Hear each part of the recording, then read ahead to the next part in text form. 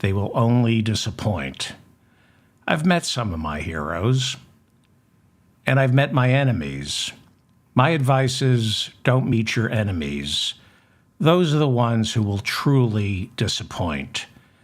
Don't meet your enemies. Don't meet their wives or their children, because once you meet them, they stop being your enemies, and then the only one left to hate is yourself. I'll have more on that and what's going on in Israel and Gaza later on in the show. This is the mop-up for November 1st, 2023. I'm David Feldman. Please share this with your friends via social media or email. Leave a comment. You know I read your comments. Thank you for them. Subscribe to my channel and my newsletter. And of course, like this episode, please, so I remain in your feed. That's the best way to make sure that I remain in your feed is by liking this episode. I should mention this is an audio podcast, so you can listen to me wherever you want by downloading this, wherever you get your podcasts. The ballots for the 2024 Republican primaries must be finalized by mid-January. It is the job of the Secretary of State in each of our 50 states to prepare those ballots and monitor the elections. Wherever there is a Democratic Secretary of State, there's a possibility a lawsuit is looming in which citizens are suing to get Donald Trump's name scraped off the ballot in accordance with Sections 3 of the 14th Amendment, which states nobody is permitted to hold higher office here in America if they swore an oath to protect the Constitution and then engaged in an insurrection. Free Speech for the People, a public interest group out of Massachusetts, filed one of several lawsuits in Michigan to scrub Trump's name off that state's ballot, insisting his words incited an insurrection on January 6, 2021.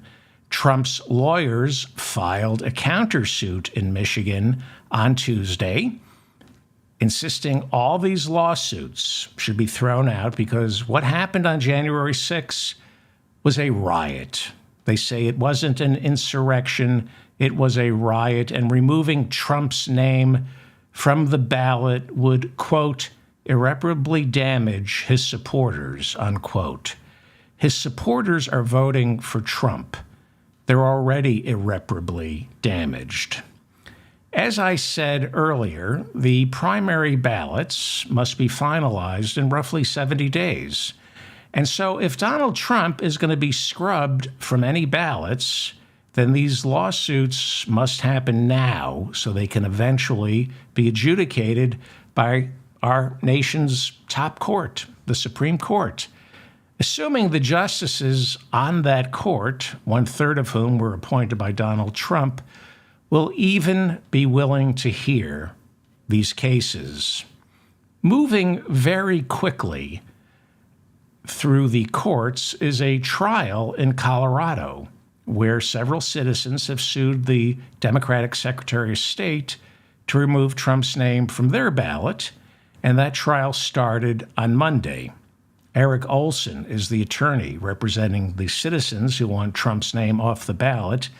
And in his opening statement, he said the 14th Amendment automatically disqualifies Trump from holding office ever again. But Scott Gessler, the attorney representing Trump, told the judge that this case is nothing short of election interference and said Trump's First Amendment rights are being trampled because he didn't incite anyone to storm our nation's capital.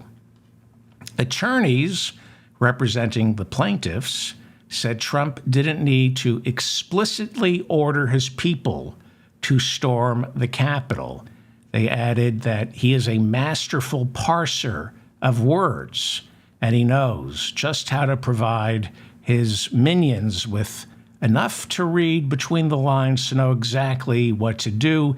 In fact, that is precisely what Michael Cohen testified last week in the fraud trial. That's what he testified to. He called Trump a mob boss who can convey a message to commit a crime without ever overtly telling you to commit that crime. Michael Cohen said, you know what he's saying by how he says it, not by precisely what he says. It's his tone. And in his speech on January 6th, Donald Trump told his supporters to march down to the Capitol and fight like hell. And we're probably not going to be cheering so much for some of them, because you'll never take back our country with weakness. You have to show strength, and you have to be strong. And you have to fight like hell. He said this knowing full well they were heavily armed. We know the Secret Service told Trump the people in the crowd had guns and knives, and he said, what do I care? They're not going to use them on me. Several of the speakers who preceded Trump that day also used language to incite the mob. The judge in Colorado is expected to issue a ruling by the end of the week, and then it winds and wends its way to the Supreme Court. A similar case is being heard starting Thursday before the Minnesota State Supreme Court. And like I said, if these cases make it to the Supreme Court, it will force our justices to decide on essentially three things. What exactly does this Reconstruction era Section 3 of the 14th Amendment mean? And can a candidate for president be disqualified by the courts without an act of Congress? Now, there are some who believe only an act of Congress can keep Trump off the ballot.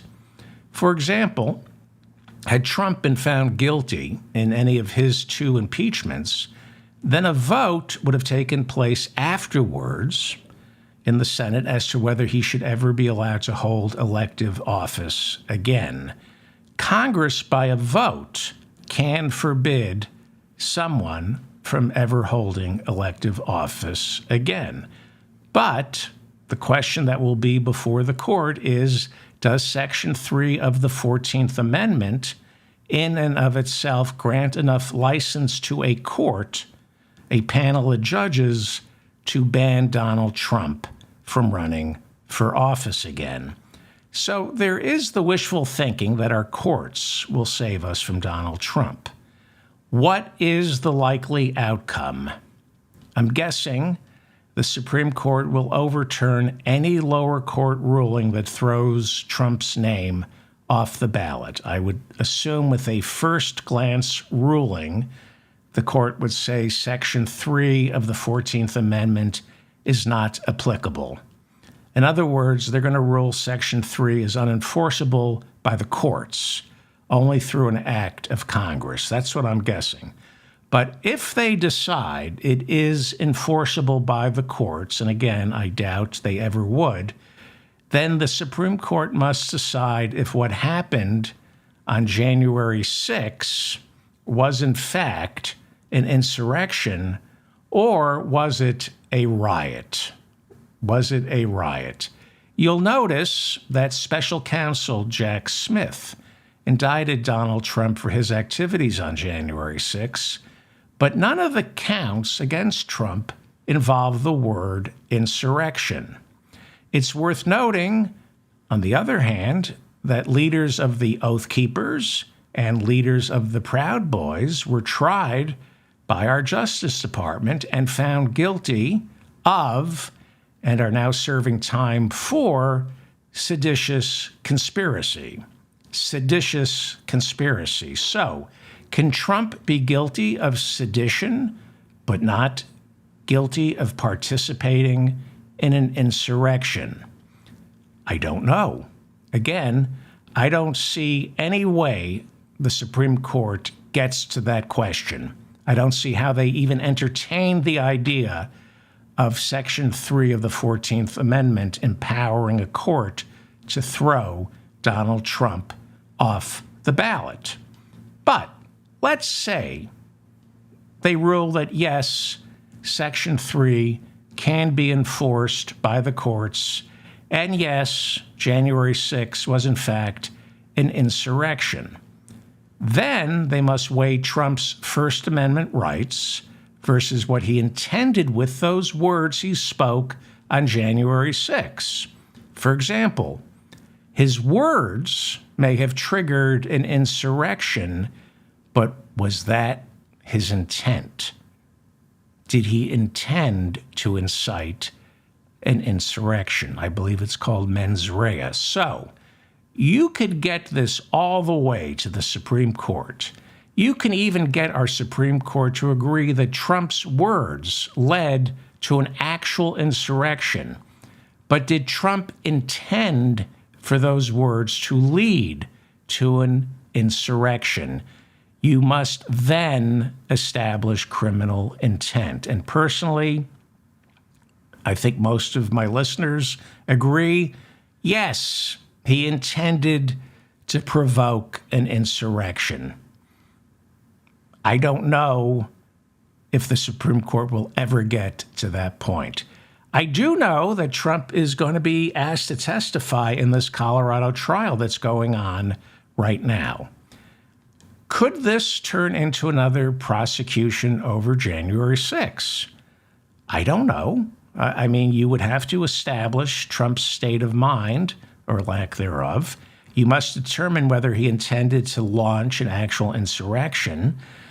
Is that what these trials about the 14th Amendment are going to try to accomplish with so little time left? I mean, the ballots are about to be finalized in roughly 70 days.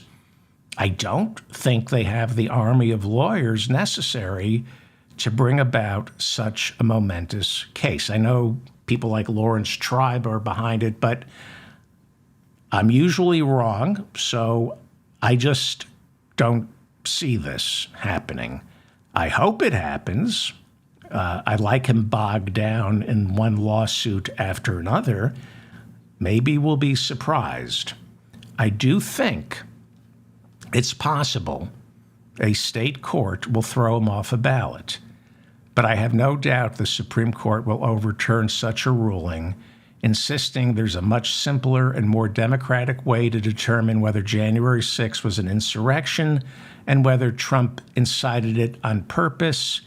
And that way to determine all that is by holding an election next November and letting the American people decide. I can hear those falsely reassuring words coming from the Supreme Court as they punt on this case. Let the voters decide in November whether or not he incited an insurrection.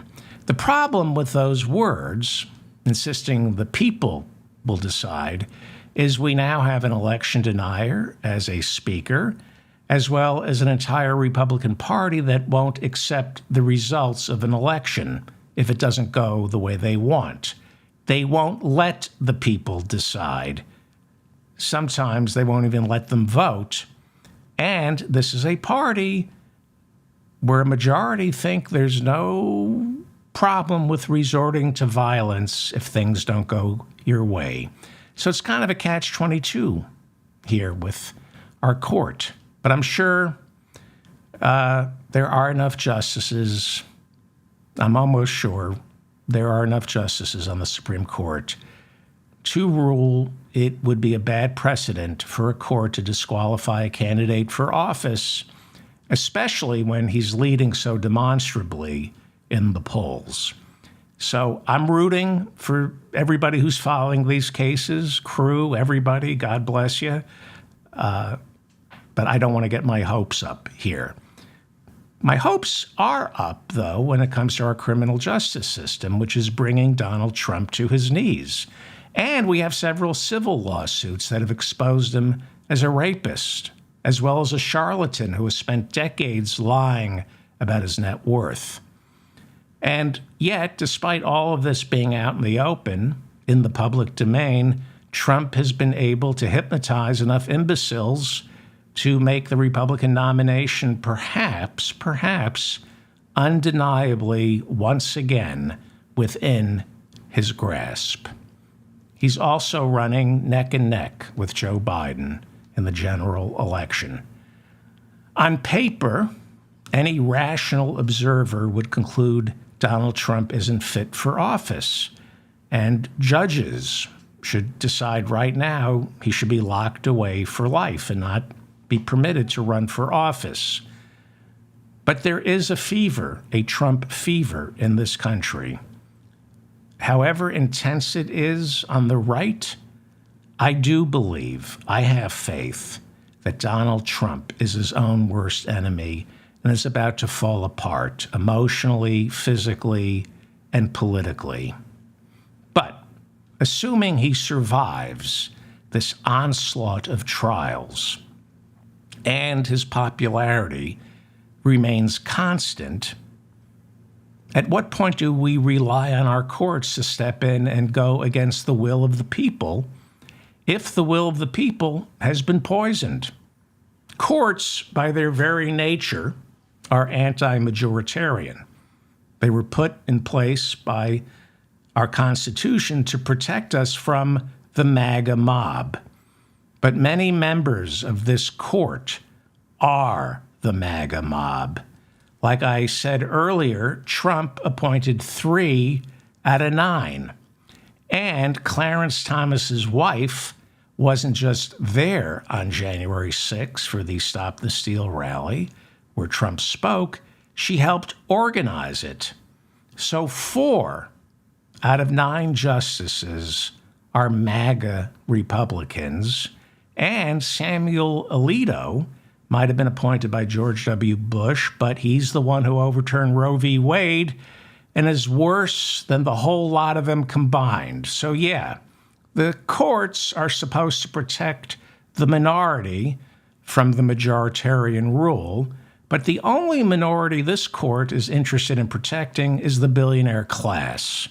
The same way James Madison, who wrote the Constitution, wanted to protect the grossly outnumbered slaveholders from the mob of slaves and abolitionists. The Supreme Court, throughout its history, apart from the Warren Court bleeding into the Burger Court, has very little interest throughout history in protecting minority rights unless that minority is the richest 1%. So again, no, I don't think our courts are ever going to entertain the idea of keeping Donald Trump off our ballot, even if he really isn't a billionaire. Again, I do think, however, our criminal and civil courts are wearing Donald Trump down. Our criminal and civil court system, they don't work for everyone, practically nobody, but I do think right now they are working on Donald Trump, grinding away at his self-confidence. I see it. Despite Donald Trump's open defiance in front of his crowds, Trump remains deferential in the courtrooms. Yes, he violates the court orders, the gag orders, but he is deferential and terrified in those courtrooms because he knows this is serious. And if you watch his speeches, you can see it's taking a toll on his already dyspeptic temperament. Yesterday, we went over Trump's growing list of Biden-esque malapropisms, where he gets the names of cities, countries, and world leaders wrong. Now, it's one thing for Donald Trump to be insane. His crowd loves him because of that. But when his performances begin to suffer because he's addled, when he continues to mispronounce and grope for words like he's doing right now, when he commits blatantly false mistakes, like telling the people of Sioux City, Iowa, they live in Sioux Falls, well, those morons might accept a lie that the 2020 election was stolen, but they're not so stupid that they don't know where they live. Trump called Sioux City Sioux Falls, and they know something's up with him. At some point, Trump is going to have to come out of hiding and debate. He's going to do some more town halls, and he's not the same man he was 3 months ago. The pressures from both the criminal and civil trials, the humiliations from those trials, especially the civil lawsuit in New York that's going on right now, the way it's unzipping his fly to reveal there's nothing there to see, along with the pressures of nonstop campaigning, all of this is clearly eating away at Donald Trump's synapses in that addled brain of his, and he's turning into a gaffe machine. The human brain, assuming Trump has one, is prone to making even more mistakes when suddenly people are paying attention to every word you utter, coiled like a snake in the grass, waiting to pounce on your every verbal blunder. Trump's entire performance on the campaign trail has been making fun of Joe Biden's senescence. He portrays Biden as old and doddering, and it's funny. But it doesn't work when you call Joe Biden Barack Obama, which is what the clearly addled and senile Donald Trump is doing. Now, I also happen to think Joe Biden is old and doddering. And I also think that works very much to his advantage. Yes, it's hard to hear what he's saying. He speaks softly. But that offers the antidote to Trump this country is craving. Humility, stability, a man who is more concerned about doing things than telling us what he's going to do. There is perhaps no other public figure in America right now who serves as the most perfect corrective to Donald Trump than Joe Biden, because Joe Biden is everything Donald Trump is not. And yes, Joe Biden is clearly aging. He's frail. But I wish my grandparents were still alive.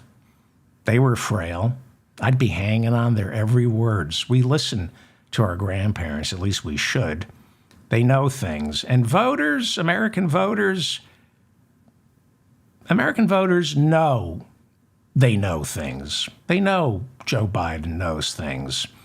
One of the things Biden reminds us of is the limitations of humanity, of people. We're all limited. Ronald Reagan was able to win re-election by reminding us that we're all human and limited. And another thing that Joe Biden reminds some of us firebrands who want it now, he reminds us of the limitations of the presidency. I'm going to piss off some people here, but I'm going to say this. There's only so much a president is allowed to get done. That's the system. You know, I wish, if Bernie, I have this fantasy that Bernie would have come in and given us everything we wanted, but Franklin Delano Roosevelt didn't give us everything we wanted. It took him, he had to run 4 times to get everything done, and he didn't get it all done, and Lyndon Johnson didn't get everything done. There's only so much we allow a president to accomplish. But Trump doesn't remind us of that. He is the complete opposite. Trump does not remind us of the limitations to the job of president. Instead, he is a siren call to the authoritarians, the ruthless anti-democratic fascists in America who want to unbridle the constitutional restraints placed on the executive branch so Trump can do as he sees fit, or more likely as the Heritage Foundation in Project 2025 sees fit, where they plan for Trump to hit the ground running after his inauguration, within 100 days, dismantle pretty much the entire administrative state. But that's not how things work. This is the way the country is. It's unfortunate, but maybe not so much. I have moral certitude. I know Medicare for all is right, and anyone who disagrees with me is morally deficient and is going to burn in hell. And I believe that to the core of my very being. If you think for-profit health care is acceptable, not only are you going to burn in hell, I have such moral certitude on this that I think you deserve to burn in hell. And I mean that. I mean that. But our system is not set up for my moral certitude. One of the saving graces of our system, and there are only a couple, is it does not allow for moral certitude. Speaker Johnson's crazy religious beliefs notwithstanding. It is why our Supreme Court can overturn Roe v. Wade, but women can still get abortions in America as long as they can afford bus fare out of Texas as well as a hotel room. It's not good, but a new study shows that since Roe was overturned, the number of abortions has gone up in America.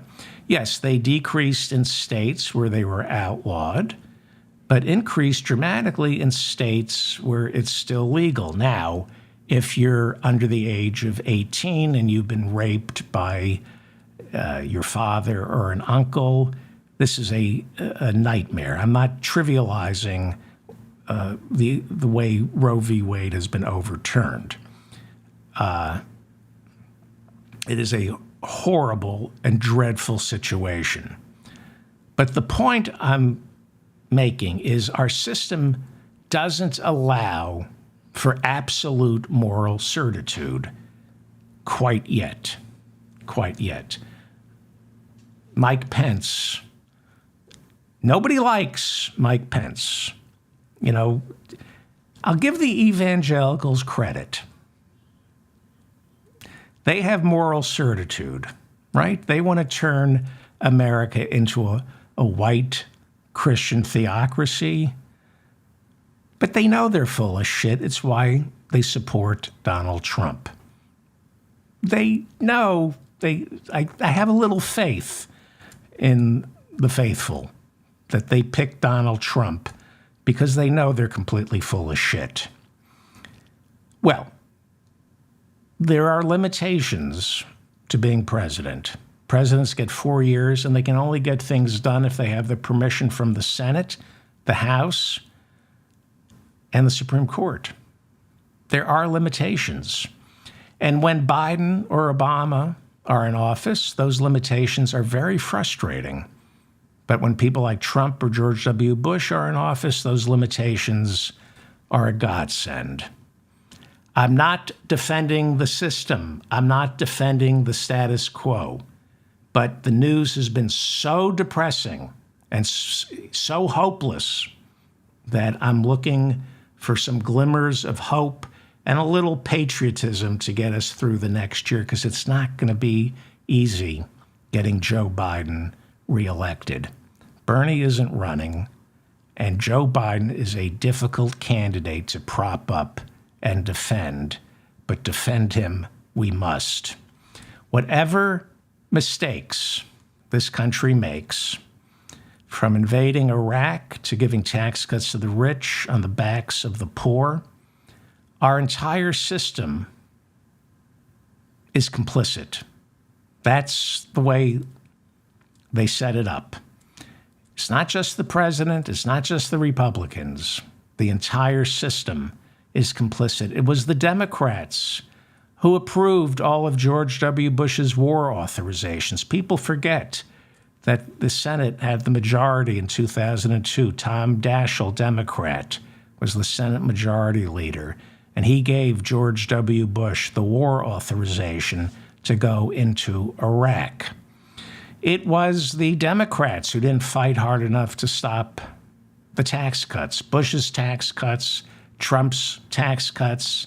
And it's the Democrats who just recently, when they had both houses of Congress and a president in the Oval Office, never made a peep about reversing those tax cuts for the rich. Our system in America is set up, for better or worse, mostly worse, to spread the credit and the blame around for everyone. So in the end, it is still up to the American people. I know that sounds Pollyannish of me, but I still believe it's up to the American people who want it more than anybody else. If you want change, you have to want it more than everybody else. That's just the way it is. Look at Jon Stewart and the tar pits. If you dedicate yourself to an issue and you want it, you can get it.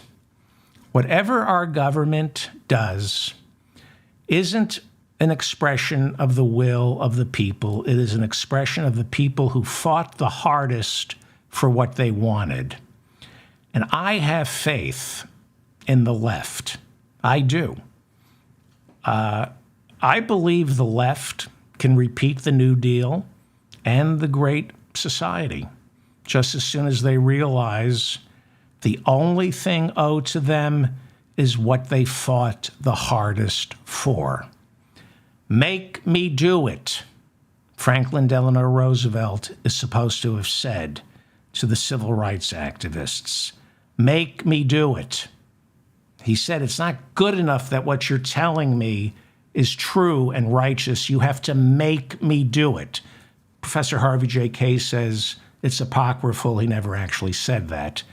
But there's an emotional truth to it that I like. So as Minaj, Hasan Minaj will say, I'm going with the emotional truth. Bernie, what, the New Yorker doesn't have better things to do than go after Hasan Minaj? What, a hit piece on a comedian? Of all the problems in the world, all the lies being told, they're doing an effing hit piece on a comedian? Effing New Yorker.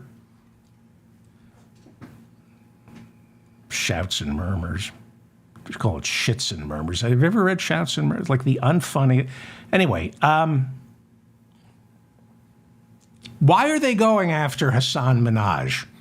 How is the world better that the New Yorker exposed that some of a comedian's stand-up specials were factually challenged? Oh my God, now I can't trust a comedian? Anyway, what was I talking about? Oh, make me do it. You have to want it.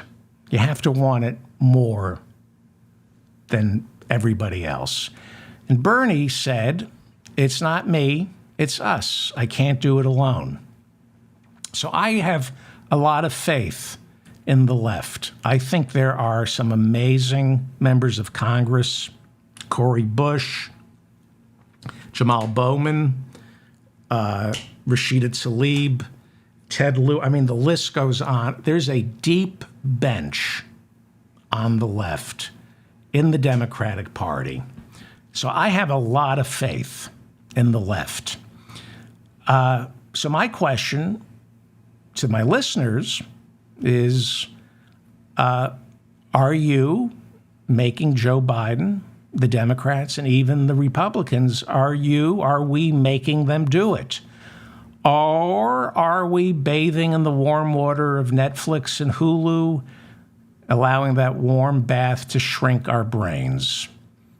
Despite all the laws making it harder for us to vote, despite a political system awash in dirty, dark corporate money that feeds lies and propaganda into the political system. Despite all that, it is the American people who want it the most who get to decide. If you're willing to fight hard enough for it, with moral certitude, if you know you're right, you can win. Look at the gun lobby. Everybody wants an assault weapons ban. Look at these crazy Christians with abortion. But they want it more than we do. Only 40% of us who can vote do vote. Now, we've heard, especially recently, that silence is violence. Well, complacency is affirmation. Not feeling the urgency of the moment, to register to vote, to protest, to march, to vote, to write a letter, to boycott, that is affirmation. Staying home on election day, not boycotting. It's not sending a message of apathy. It's sending a message that things are A-OK, no need for me to get involved. If you stay home on election day, that's not a protest. That's a sign of complacency. I want Bernie. It's too late. He's not going to run. I don't want to defend Joe Biden. I've gone over this. He was the least of my favorite candidates running in 2020. In fact, until they put the thumb on the scale for Joe in South Carolina, he was like in fifth place. Elizabeth Warren, Buttigieg, Bernie had more delegates than he did. But he's what we got. And he's growing on me because he has to. He has to. So I don't want to defend Biden, but like most of you, I love this shithole of a country. And lately, I've been a little scared. And I hate the fact that I've gotten scared. And I know that as disappointing as Barack Obama, Bill effing Clinton, and Joe Biden are, we're still better off with them than we are with Reagan, Bush, or Trump. And that's a fact.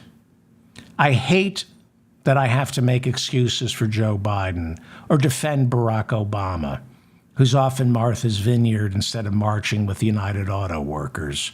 And the same goes for Bill Clinton. I hate the fact that I have to defend these people.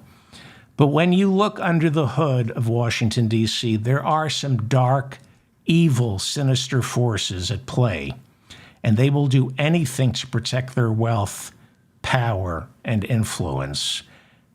And I think Biden, Obama, and Clinton looked under the hood, and when they looked under the hood, they looked into the abyss and saw their own limitations. I think that's what happens to a lot of Democrats when they get to Washington. We know people are living in their cars if they're still lucky to own one. There's an eviction crisis, a healthcare crisis. Hate crimes are on the rise. Most of the people, we have 2.5 million Americans behind bars this morning. Vast majority of them never got a trial. The corporations control our privacy and pay us crap. Theocratic fascists want to turn us all into white Christians or send us back to where our great-grandparents came from. And the planet is reaching a tipping point when it comes to climate catastrophe, a tipping point which might actually solve all the other things I'm worried about this morning. In 5 years, for all we know, the entire planet will be underwater, and the only people left will be the ones who were smart enough to invest in a good set of clip-on gills, which I will be selling at the end of this episode. I've made clip-on gills to prepare us for the coming wave, the blue wave that's coming. If you buy my clip-on gills, you will be able to survive climate catastrophe. So I remain optimistic. I am very optimistic about the Democratic Party and the left. I think the left in America, I see it in Congress. The left is equipped to do the heavy lifting. I see unions. I'm going to talk about the UAW in a moment. I see politicians who will not allow themselves to get sidelined by momentary distractions. I saw it with the Writers Guild. I'm a member of the Writers Guild. Many were upset with the Writers Guild because the union did not condemn Hamas quick enough. And I said to my sister, there we go. It's a wedge issue. This is how they're going to destroy the unions. I can't speak for the entire rank and file of the Writers Guild, but when has that ever stopped me? So I'm going to speak for the entire, I'm not going to do that.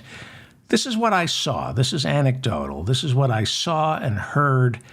I saw a union of pragmatic adults who were disappointed. Some were disappointed that the union didn't speak out hard enough against Hamas.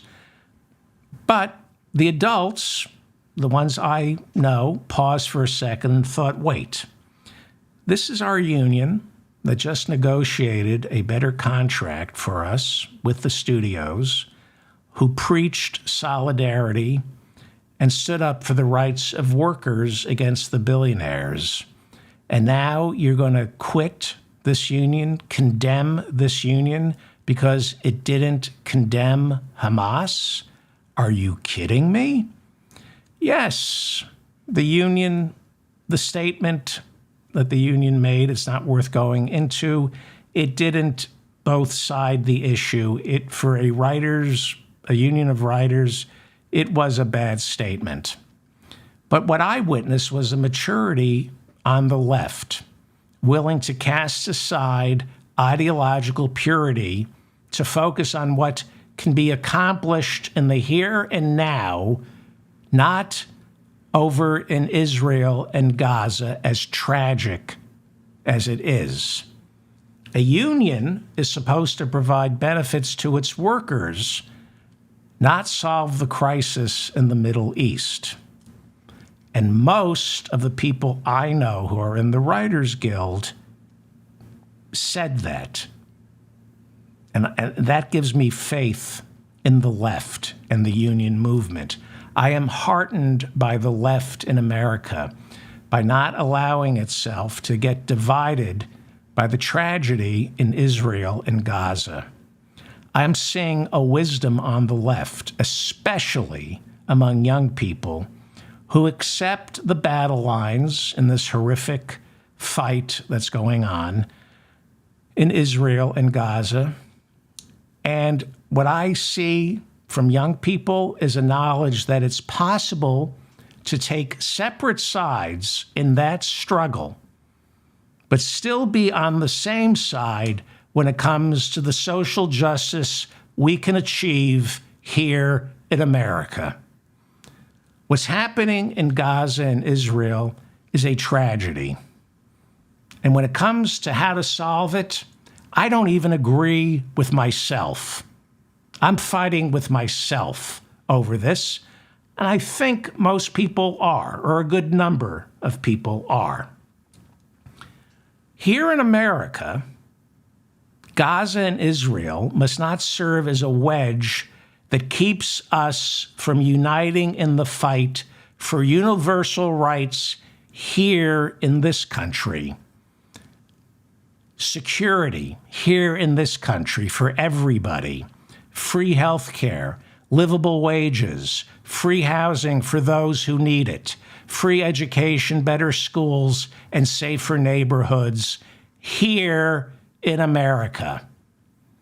You and I can disagree on who is to blame overseas and who we should be helping overseas and who we should not be helping overseas. And we can yell and scream and even hate each other for not understanding what the other side is going through.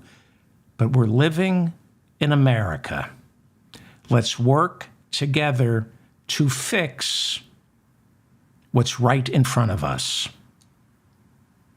Now, look, as far as I'm concerned, you can be a Holocaust denier, but I will work with you to pull a baby out of a burning car. I'll say, you go first, you get the baby out of the burning car, and I'll call an ambulance while you're doing that. It's teamwork. Here's what I see in America. I'm seeing young people who are frightened, terrified by the ancient hatreds in America and around the world, but they still refuse to allow those terrors to divide us here in America. Something the ruling elite would love to see, and they're trying to do. They want us all to stop talking to each other because we can't agree on Gaza, or we can't agree on reparations for African Americans, or we can't agree on who's had it worse, the transgender community or the migrants. But I see millions and millions of Americans on the left who are able to rise above all that and keep their eyes on the real prize. When I look at the tragedy unfolding in the Middle East, I know the billionaires, the corporate elite, the managerial class would love nothing more than to hear Jews say they can't be a part of the left anymore because it's riddled with anti-Semites. They want to hear Muslims and Arabs walk away from the left because they believe it's controlled by Jews wearing Zionist blinders. But I see a left here in America. I see a Democratic Party here in America where there's room for people to ache over what's going on in Israel and Gaza and disagree to the core of their very being on how to bring an end to this bloodshed. I see a Democratic Party and a left here in America fraught with disagreements on who's to blame and what comes next, but knows that just because bigotry and prejudice live in all of us, it's something to be ashamed of, not celebrated the way it is on the right in the Republican Party. Bigotry and prejudice live in all of us, but I see a Democratic Party and a left that doesn't celebrate bigotry and prejudice like they do on the right and in the Republican Party. I see a left that is angry but frustrated by their own limitations of their own perspective, and they want to learn and they want to listen. I see a left and a Democratic Party. I've been to Democratic conventions, mostly with Triumph the Insult Comic Dog, but I've been there. And I know that the Democratic Party, as deeply flawed as it is, welcomes people's differences, not just different religions or skin colors or ethnicities, even different ideologies, so long as these ideologies are rooted in morality, best intentions, and a willingness to hear. I think we have no choice on the left and in the Democratic Party but to disagree on Israel, Gaza, Palestine, Hamas, Fatah, Netanyahu, Ukraine, Zelensky, Taiwan, China. It would be horrible if the left and the Democrats ever found a consensus on all of that. It's never going to happen, and it shouldn't happen. That's why we're members of the Democratic Party, and that's why we're on the left. We argue the world. But I see right now a left and a Democratic Party confused, hurting about Israel, Gaza, Ukraine, but united in the belief that it's only the morally defective who choose war and killing, hatred and violence, bigotry and ancient resentments. I see it here in New York City, this shithole that I wish I didn't have to live in. This rat-infested, rancid hellhole, New York City, where the people lead by example. The people of New York remind me what's good about people and why I should stay away from them. But there's a reason they put the United Nations in New York City, because New Yorkers teach by example. In New York City, right now, we have Jews living on top of Palestinians. And I know there were pro-Palestinians and pro-Israelis in Brooklyn last Saturday who come from the same building, who live in the same building. And they went to their respective marches and counter-protests stood in their respective corners, wearing their respective outfits, and they were angry, shouting, and boiling over.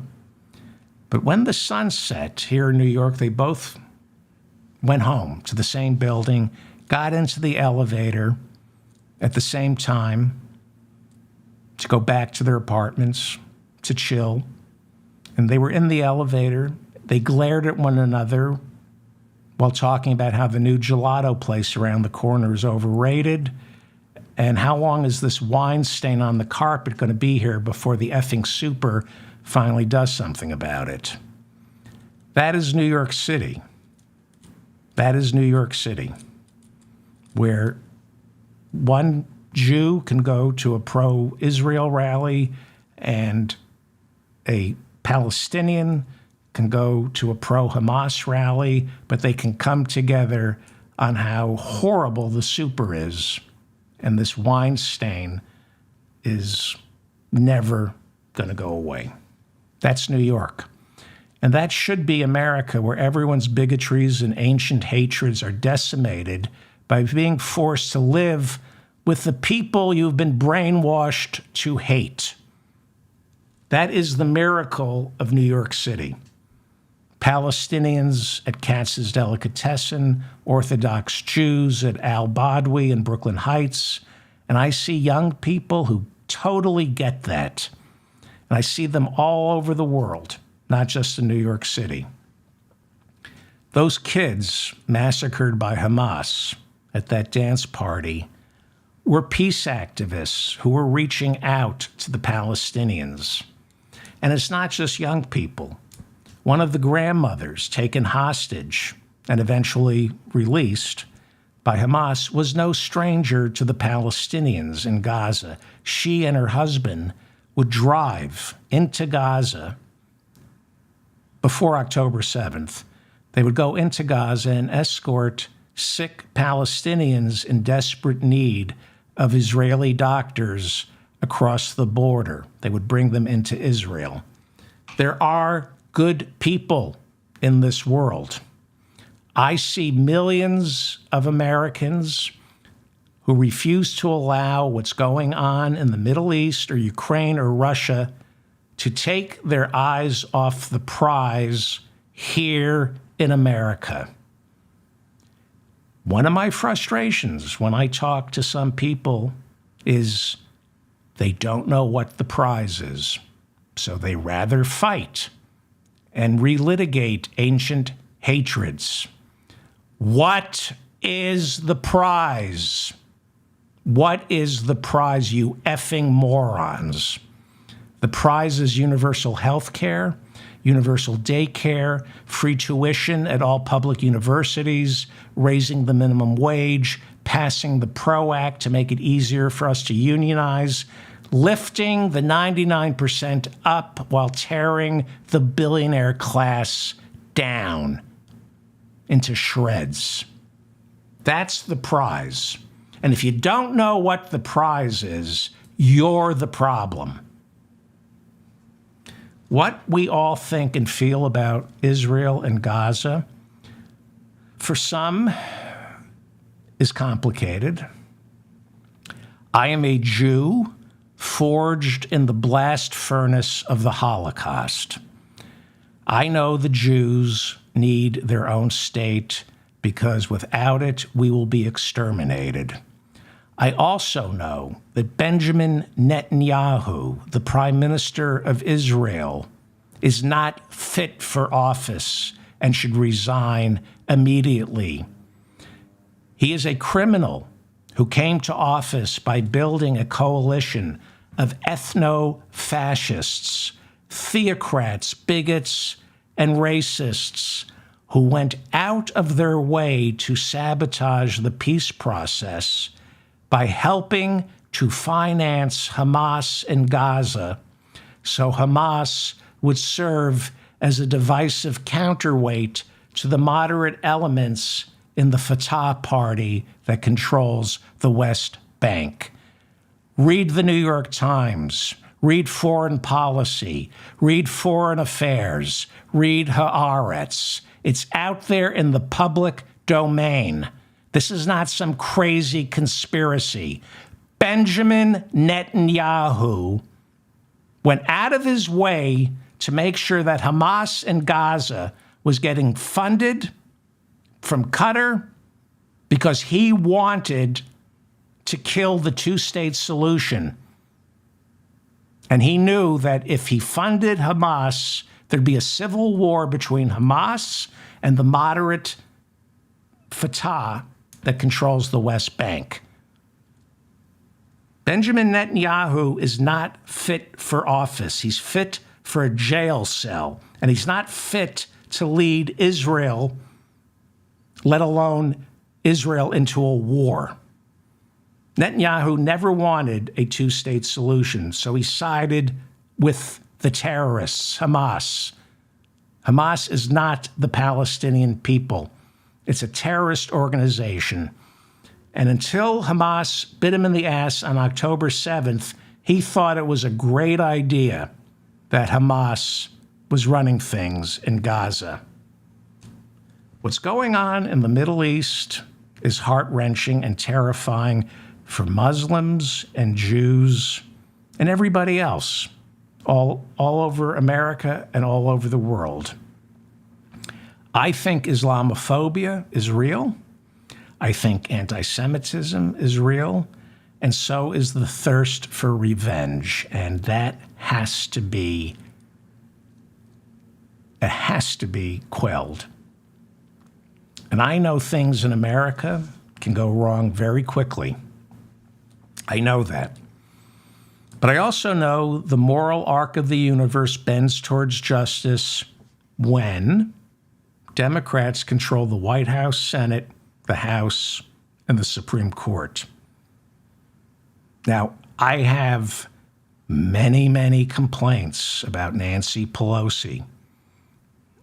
I do not like most Democrats. Okay? I'm voting for Joe Biden, but I wanted Bernie. Out of necessity, I will defend Joe Biden because I am terrified of the alternative.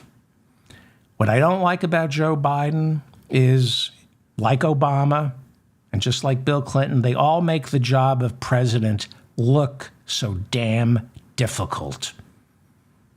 Maybe because it is difficult, or maybe they want it to seem difficult because they're neoliberal hacks who want to fail. Maybe. But as bad as Bill Clinton, Obama, and Biden are, they're still competent. They still know how to use government for good. They don't wreck the economy.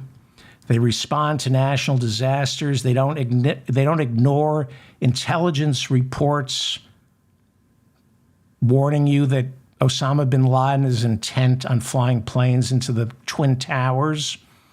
They don't get us into 20-year wars. It was Obama who got us out of Iraq and Biden who got us out of Afghanistan. And I think that's one of the greatest accomplishments of the 21st century, getting America out of Afghanistan. Democrats don't rack up debt by giving tax breaks to the wealthiest 1% on the backs of the poor and unlucky. But when those tax cuts are passed, they figure, let's leave them there for a little while. I wanted Bernie in 2016. I didn't want Hillary.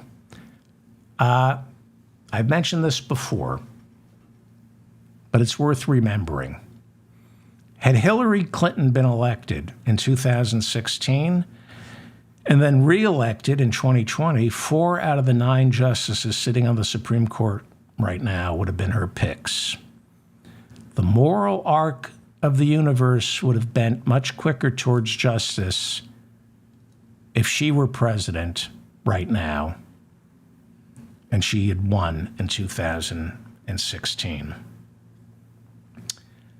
This is the mop-up for November 23rd.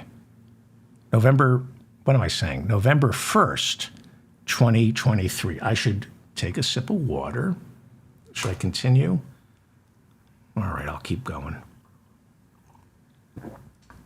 Nobody's listening probably, so I want to go over some other things. All right. I am optimistic. Terrified, but optimistic. I think a lot of us feel alone and frightened, but I think Joe Biden has done a pretty good job.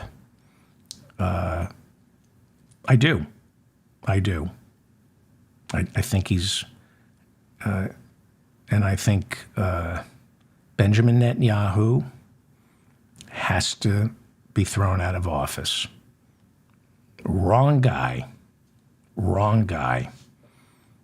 Read about, just Google Benjamin Netanyahu funding Hamas. It sounds like some crazy Protocols of Elder conspiracy theory that you would hear on QAnon. Read Roger Cohen's piece in the New York Times about this. Foreign Affairs. Read Foreign Affairs, the Atlantic Council. I mean, this is as conservative as you can get. Foreign Affairs magazine. They have a story about Benjamin Netanyahu propping up Hamas. This is not QAnon stuff.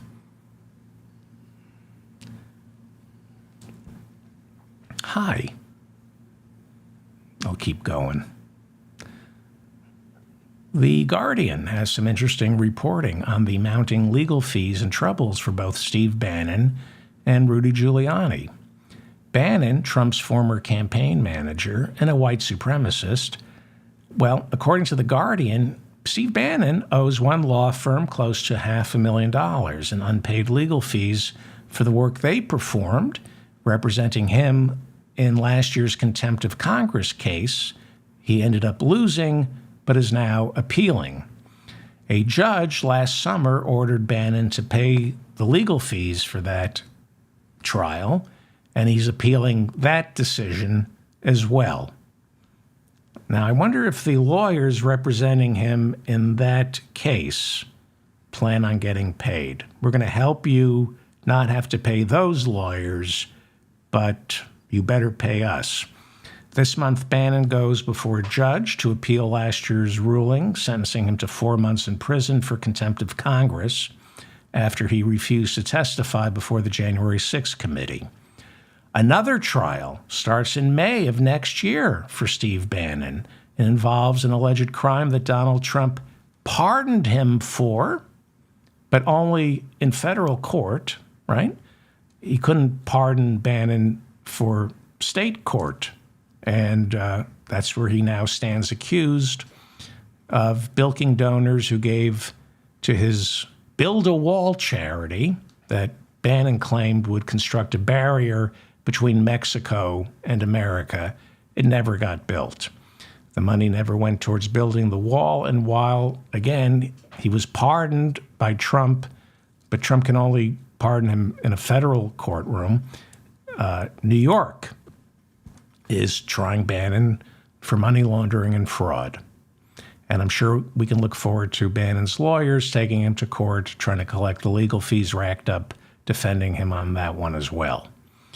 And I'm sure the lawyers representing Bannon, as he appeals the court order to pay his previous legal fees, will end up suing him for the legal fees. We got to do something about these legal fees. I mean, who would serve in government when you look? Oh, the other way around the legal fees is not to be a criminal. I guess that's the answer. Meanwhile, according to The Guardian, the MyPillow cretin Mike Lindell is facing multi-billion-dollar defamation lawsuits from Dominion voting machines and Smartmatic voting machines for claiming they rigged their machines to award the presidency to Joe Biden in 2020. Lindell says he's broke. Hang on. He's broke and unable to pay the Minneapolis law firm representing him in those two cases.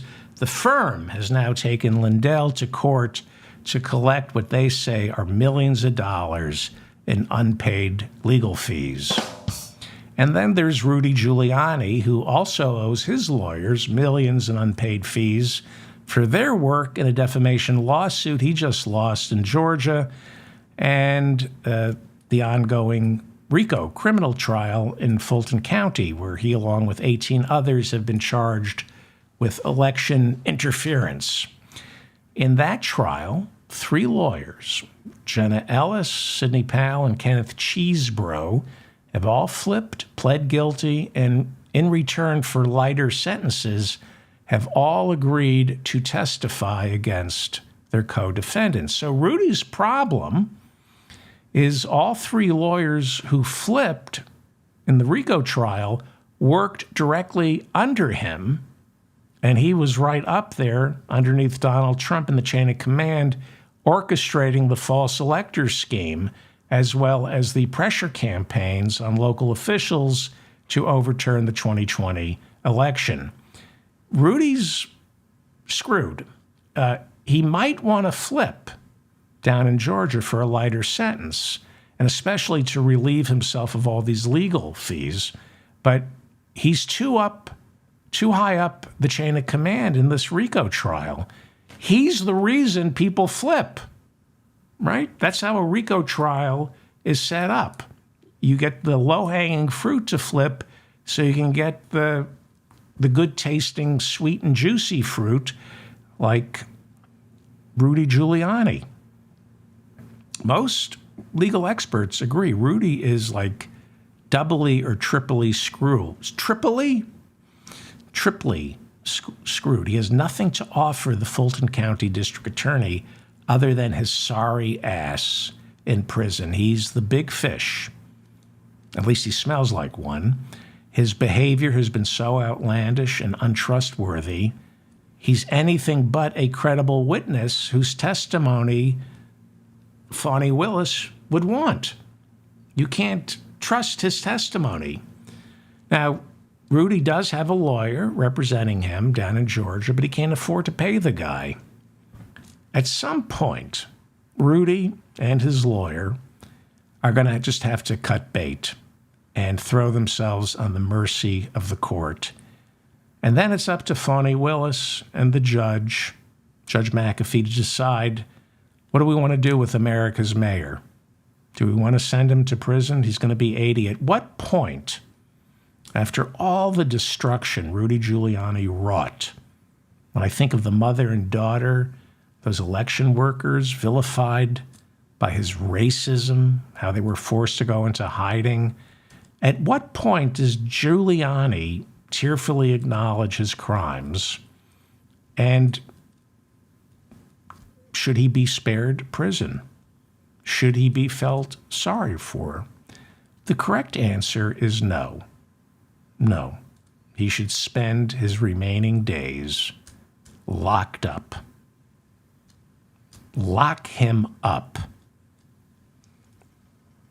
Speaker Mike Johnson on Tuesday named Raj Shah to be his chief spokesman. Shah previously worked as a spokesman for Fox News, and before that, the Trump White House. Shah was Johnson's second choice. His first choice, George Santos, said, "Thanks for the offer, but I'm not giving up my seat quite yet." So this is our deeply religious, good Christian speaker hires a paid liar to bear false witness for him, Raj Shah. Senate Minority Leader Mitch McConnell held a lunch meeting for Senate Republicans on Tuesday, and it got a little spicy. Not the food, the conversation. He warned Republican Senator Josh Hawley not to pursue the Ending Corporate Influence on Elections Act. This is a bill the fraudulent Josh Hawley introduced on Tuesday that he claims would reverse Citizens United. In front of the entire lunch crowd, McConnell said to Hawley, "If you don't drop this bill, then I'll see to it you face a primary challenge next year when you run for re-election." McConnell then warned all the other Republicans in the room if they sign on to Hawley's bill upending Citizens United, they too would be challenged, primary challenged. Hawley has been quite vocal speaking out against Citizens United. According to Jake Sherman over at Punchbowl, McConnell told Hawley, "Do I have to remind you the only reason you're in the Senate is because of the unlimited spending thanks to Citizens United?" Lucas Kuntz is wow, that is an amazing last name. Wow. He is a former Marine and Democrat running against Hawley next year. He called Hawley's bill performative, adding that Hawley is a hypocrite since in this election cycle he's taken money from Citizens United. Why does that not surprise me? But in Josh Hawley's defense, Citizens United is a nonprofit organization that takes money from corporations. And what Hawley wants to do in his bill is only target corporations from donating to campaigns. He in no way wants to eliminate the middlemen like Citizens United, whose leaders draw enormous salaries, heading their so-called nonprofit organization that takes money from corporations and then spends it on right-wing Republican candidates. So Hawley's bill protects the middlemen in this cash frenzy. Senator Josh Hawley is from Missouri, and he is universally despised for many reasons. McConnell can't stand him, and Hawley is not afraid to publicly criticize McConnell. He's like Matt Gaetz is to Kevin McCarthy, as Josh Hawley is to Mitch McConnell. Hawley criticized McConnell recently over McConnell's decision to support Joe Biden's emergency supplemental for Ukraine. A lot of Hawley's fellow Republican senators took exception to Hawley hoisting a solidarity fist at January 6ers right before they stormed the Capitol and forced him to laughably take cover. He's arrogant and wrong on most issues, and when he's right on some issues, it's for the wrong reasons. For example, he's come out against big tech, but mostly because of the way big tech, he says, censors political speech. But you would look at the political speech that Josh Hawley doesn't want censored and call it hate speech.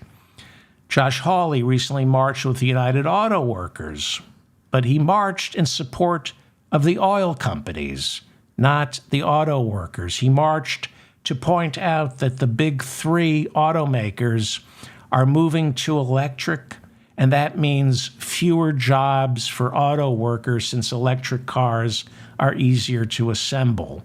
That's a lie. To his credit, Josh Hawley wants to cap annual credit card rates at 18%. I'm sure it's for nefarious reasons. I just can't figure out what his game is there. And before McConnell set him straight on Tuesday, Hawley was fighting for his legislation that would overturn the Supreme Court's Citizens United decision, which 13 years ago changed elections by ruling that money is speech and therefore the First Amendment guarantees a corporation's right to talk as much as it wants through third-party super PACs that flood the airwaves with ads for and against whichever candidates they target. So, why would a fake populist like the odious Josh Hawley of Missouri want to overturn Citizens United? Well, there are two reasons. First, he doesn't like what corporations have to say these days. He wants to silence corporations. Turns out corporations these days not only talk with money, they have begun to speak out on political issues.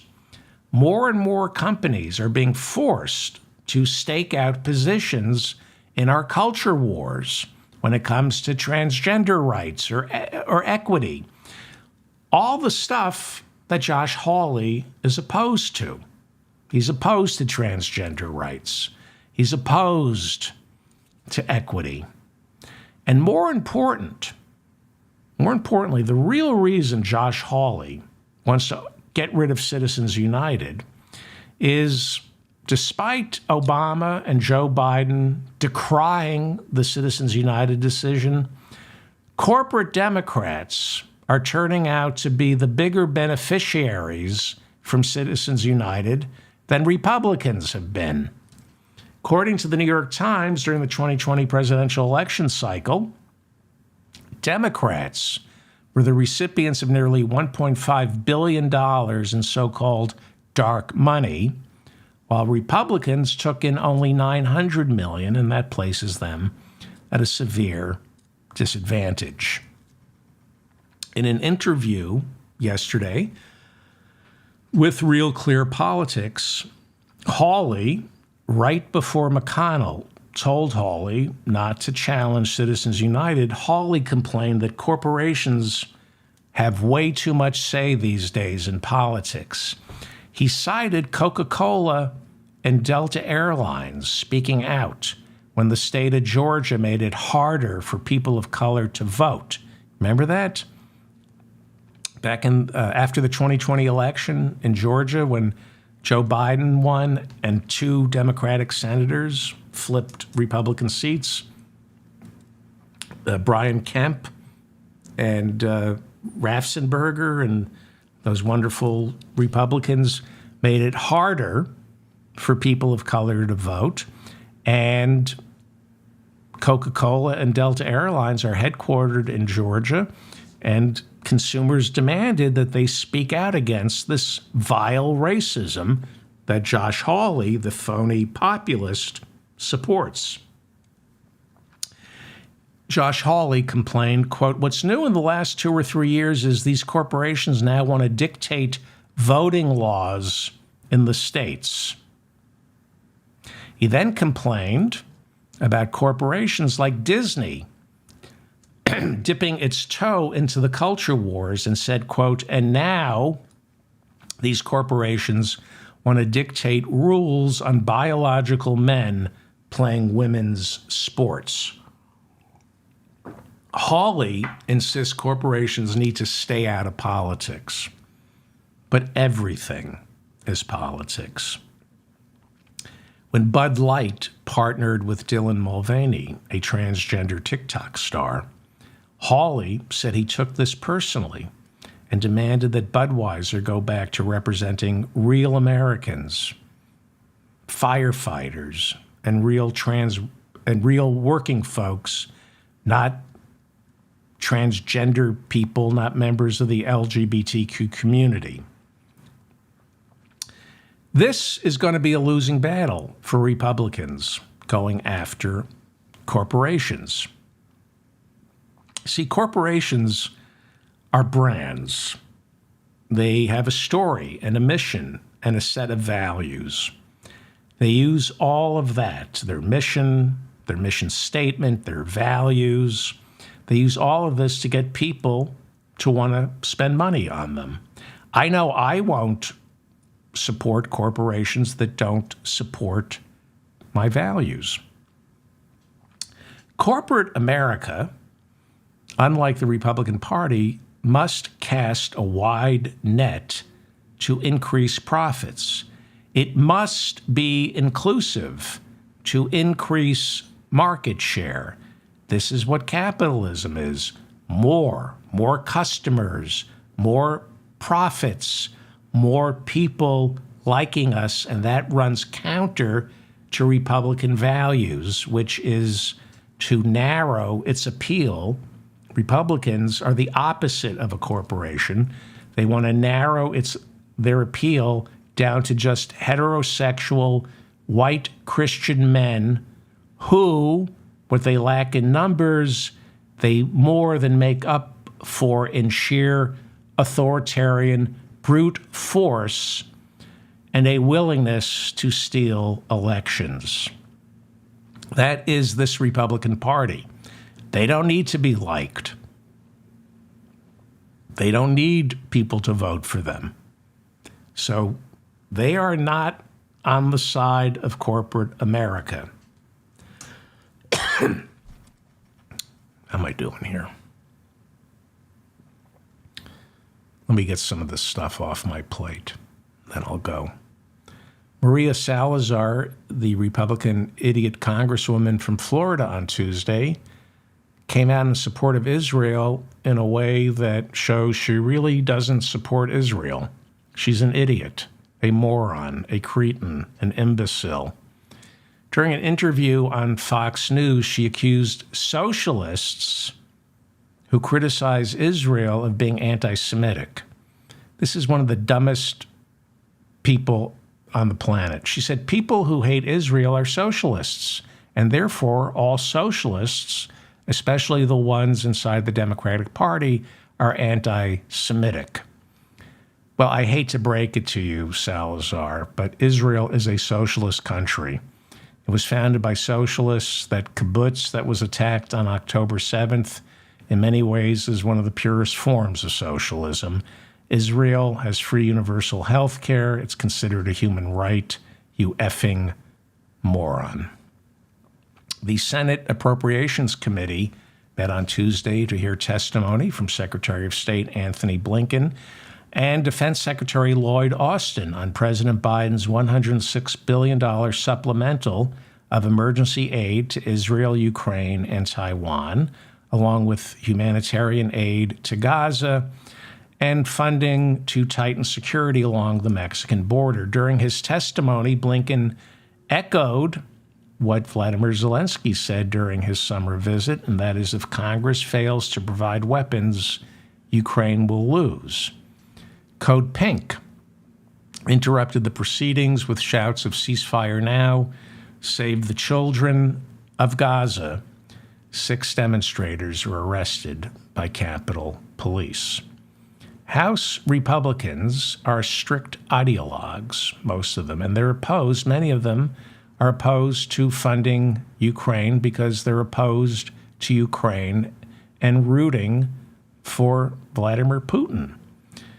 But what we're talking about here is $60 billion going to Ukraine. Most of that money really goes towards our weapons manufacturers. I mean, we're giving money to Ukraine. It's really a subsidy for our weapons manufacturers who have some of the best lobbyists in Washington, D.C. So while Republicans might be rooting for Putin to win in Ukraine, they are beholden to the arms industry here in America, which is why I am being told that Republicans will scream and kick and complain about Vladimir Zelensky not having any clear strategy on how to win. But in the end, these Republicans will do as they're told and answer to the weapons manufacturers by approving a $60 billion supplemental for Ukraine. That is the piece of the puzzle that is being left out. This is a $60 billion subsidy for the weapons manufacturers here in America. So they can root all they want for Vladimir Putin. They ain't getting any campaign contributions if they don't kick back $60 billion to the military-industrial complex.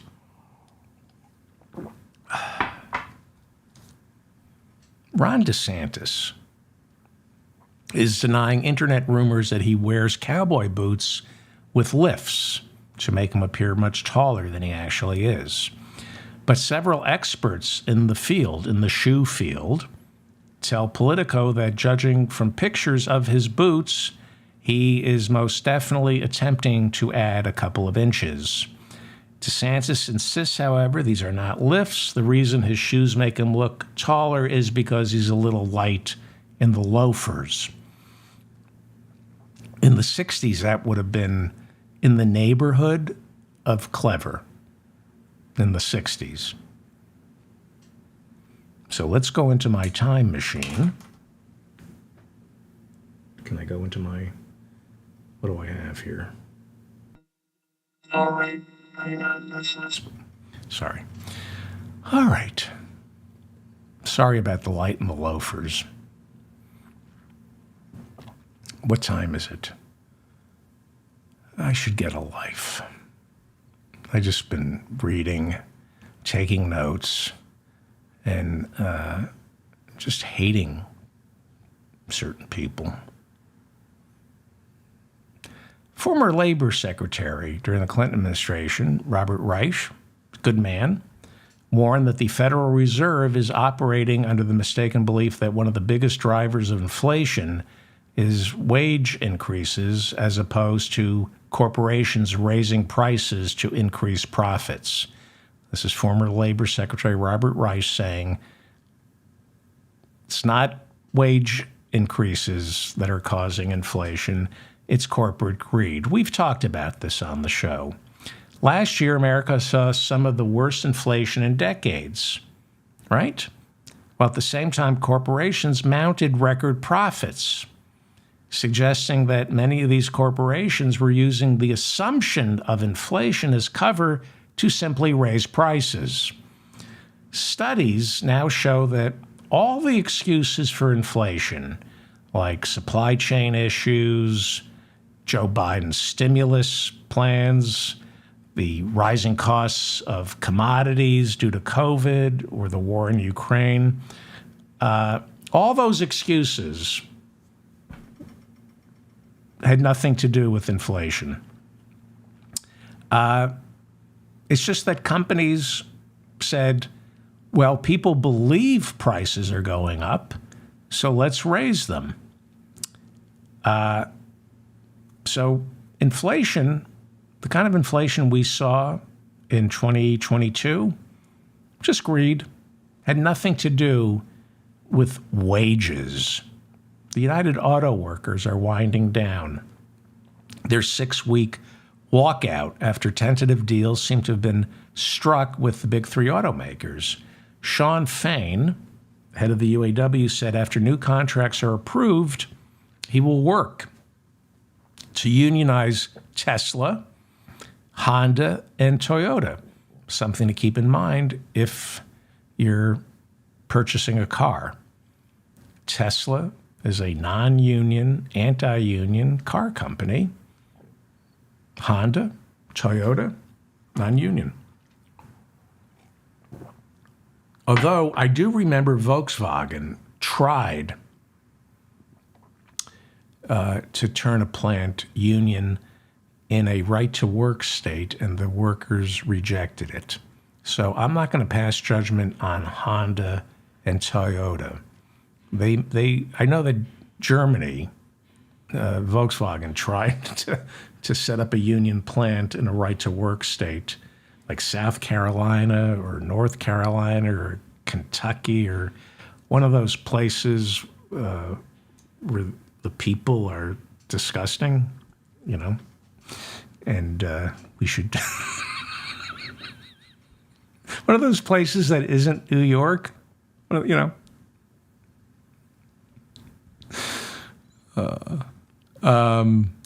you should you should keep that in mind. Don't buy a Tesla. All right. By the way, the media. In the service of the car companies will try to convince you that higher wages for union workers tax on additional costs when you try to purchase a car. But the media will never report on how much stock buybacks, dividend increases for shareholders, or exorbitant salaries factor into the cost of a car, much more than wages for auto workers. Here's something else to keep in mind, as long as we're talking about work. Auto workers do something. They make something as a team. They can point to a finished product and say, I was part of that. It's something tangible, real, and improves people's lives. It bears repeating. Some jobs are better than others, not because of what they pay, but because of what they do for others. Being an auto worker is superior than working in an office park denying insurance claims for healthcare companies.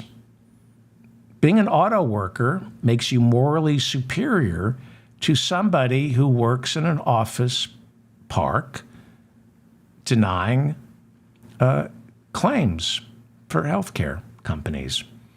For better or worse, here in America, we define ourselves by what we do for a living. It's unfortunate, but that's our character. In America, you really don't know somebody until you figure out what they do for a living. Well, there is no greater privilege than being paid to improve the lives of others. Some jobs are morally superior to others. Plumbers, mechanics, journalists, nurses, teachers, daycare workers, people who work in nursing homes, postal workers, Uber drivers, food delivery workers, to name just a few, are essential, not just to our economy, but to our lives. And their work is superior. The jobs they do are superior than the work some people do. First responders, the police, ambulance drivers and firefighters, flight attendants, air traffic controllers, everybody who works for my beloved Amtrak. I love Amtrak. Pilots, real work. They perform real services. Without these people, and I apologize for leaving some professions out, without these people showing up, we can't function. As I've pointed out countless times, government spending is more than 1/3 of our economy. In other words, an economy, at least the American economy, reflects our collective values. It's not just what we buy, it's what our nation's industrial policy, which we pretend we don't have, it's what our nation's industrial policy is. When the government is pumping trillions of dollars into the economy, we get to decide what our economy is. It's a reflection of our collective values. But the people who benefit the most from what our government decides to spend money on don't want us to pay attention to what our government spends money on. Right now, the House and Senate are working on the 12 appropriations bills that make up our 2024 budget. That budget, the trillions spent by our federal government, your taxes, that's our economy. It's a state-run economy. When the federal government and state and local government make up about 33% of our GDP, this is pretty close to a state-run economy. And it's these budgets, these 12 appropriation bills, they reflect our priorities, our values. So if the American people took hold of our budget process, we could reverse the flow of our money from the top and spread it down and around to the people who do the real work. But we have to want it more than the richest 1% do. We have to have a cultural shift here where we acknowledge that some jobs are superior to others. Inheriting money is not real work. Shuffling papers on Wall Street is not real work, and it actually harms people. Writing lies for think tanks in the service of hedge funds to keep the carried interest loophole isn't real work. It's a lie that hurts people. There is honest work and there is dishonest work, and I think we as a nation have lost sight of that. There is honest work and dishonest work. The people who work in nursing homes, daycare centers, we know they are worth 1 million times more to our society than Jeff Bezos and Elon Musk. And their salaries should reflect that. I know the budget process makes your eyes glaze over. It makes mine glaze over. They don't want you to know how they're spending your money.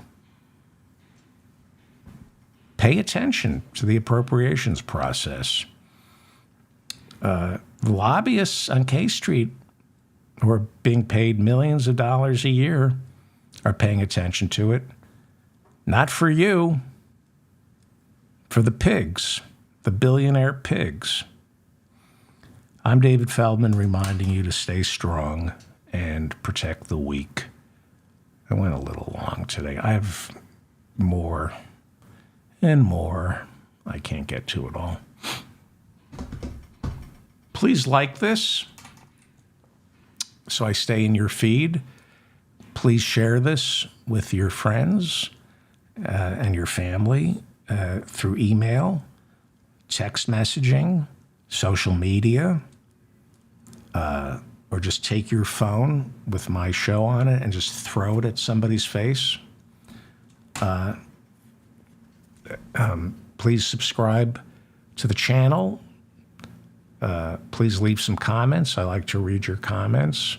Thank you to the people in the chat room for keeping. I didn't do a poll tonight, so I wanted to do a poll, but I didn't do one. And I honestly thought I was going to do the show at 12:05 tonight. My mind wanders. My mind wanders. Where am I? Okay. Thank you all for putting up with me. I will see you all at 12:05 tomorrow. I'm going to try for 12:05 tomorrow. Bye.